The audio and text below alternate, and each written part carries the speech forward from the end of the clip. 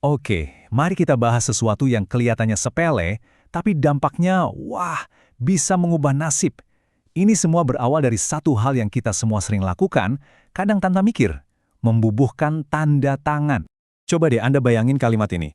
Iya, menandatangani surat itu tanpa membaca. Dari sinilah semua malapetaka itu dimulai. Sebuah pulpen, secari kertas, dan sebuah keputusan sepersekian detik yang akibatnya ngeri banget. Pertanyaannya, kok bisa sih orang sampai seceroboh itu? Alasan pertama, dan ini manusiawi banget sih, karena percaya. Ya kan? Kita percaya sama teman, sama rekan kerja, atau mungkin sama orang yang kelihatannya profesional di depan kita. Nah, rasa percaya itu bikin kita jadi lengah. Kita mikir, aman lah, masa sih ada yang aneh-aneh? Dan ini dia pasangannya yang bahaya banget, buru-buru. Pasti kita semua pernah ngerasain kan? Kerjaan numpuk, harus meeting lagi, semuanya harus serba cepat. Jadi kalau rasa percaya tadi digabung sama buru-buru, wah itu kombinasi yang mematikan. Jadi celah yang pas banget buat sebuah kesalahan fatal. Oke, jadi apa yang terjadi waktu rasa percaya dan buru-buru ini ketemu? Kita lihat yuk, harga yang harus dibayar dari satu momen teledor ini. Dan harganya ini datangnya cepet banget loh. Nah, ini yang bikin merinding. Coba lihat waktunya. Hari pertama, dia tanda tangan. 7 hari kemudian, cuma seminggu, rumahnya disita. Bayangin rumah, hasil kerja keras bertahun-tahun, lenyap gitu aja. Ini nunjukin betapa dahsyatnya akibat dari satu goresan pulpen doang.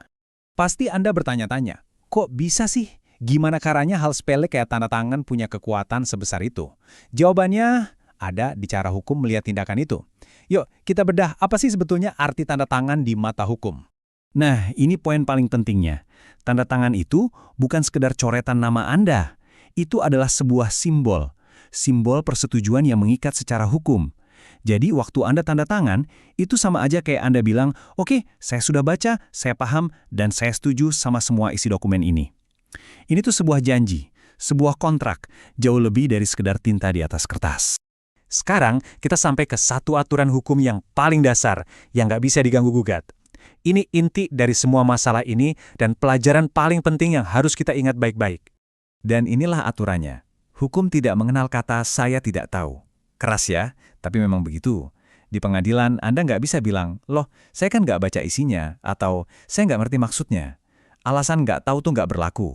Hukum menganggap, begitu Anda tanda tangan, ya berarti Anda sudah tahu dan sudah paham. Titik. Jadi, dari cerita tragis dan penjelasan hukum tadi, intinya cuma satu. Simpel banget tapi krusial.